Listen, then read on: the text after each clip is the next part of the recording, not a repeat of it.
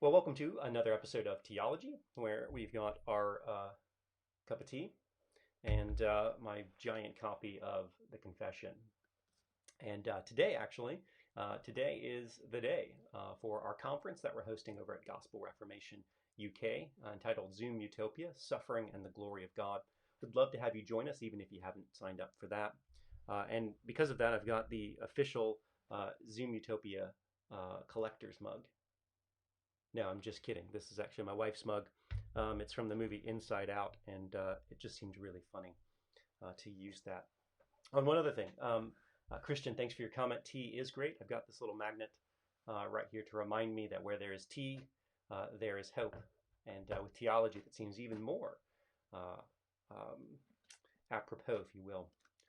Well, those are the announcements, and time to dive into the confession. And again, I think it's just worth reminding, if you're tuning in for the first time through chapter 3, that it is a difficult chapter.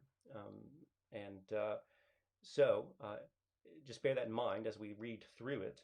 And especially, like I said, it does need to get to the very end. But today we're going to take sections 3 and 4. They're both rather short, and they both go together. And they're on, again, a difficult topic, that of predestination. So here, Confession, chapter 3, section 3. By the decree of God, for the manifestation of his glory, some men and angels are predestined unto everlasting life, and others foreordained to everlasting death. Section 4. These angels and men, thus predestined and foreordained, are particularly and unchangeably designed, and their number is so certain and definite that it cannot be either increased or diminished. Okay, as I said, that is a difficult section to understand, even if it's easy to understand the wording there, that God has foreordained, predestined, the eternal destinies of all men and all angels.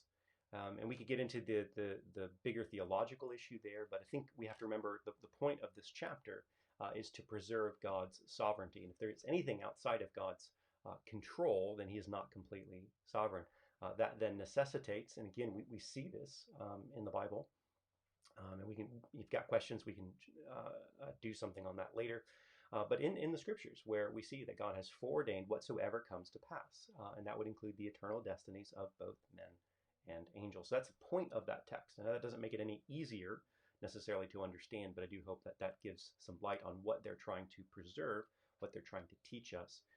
And I do think there is tremendous hope and comfort when we realize God's absolute and total sovereignty, because he is the only true God, the only true and living God. He is love, he is mercy, he is justice, he is goodness, he is truth, and he is in control. Who better than he to be in control?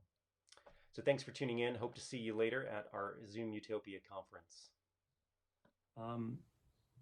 I realized over the entire episode I didn't actually drink any of my tea, and I feel like that's some kind of great oversight on a program called Theology. So anyway, just going to have some. There we go.